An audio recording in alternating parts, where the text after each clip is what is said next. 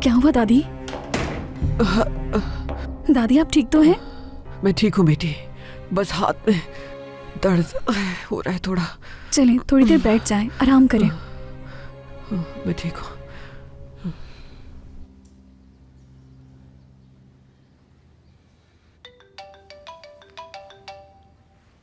Hello.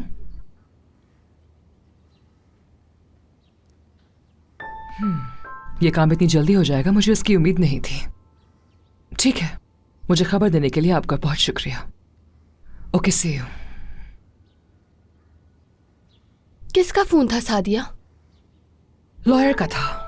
Court में hearing की date set हो गई है। तुबा को कुछ नहीं बताऊंगी मैं। क्या हो गया तुम्हें? तुबा तो पहले से जानती है ये सब कुछ। मैं नहीं चाहती कि उसके और उसके बाबा के बीच में कोई भी टेंशन हो। मैं उसे बाद में बता दूंगी।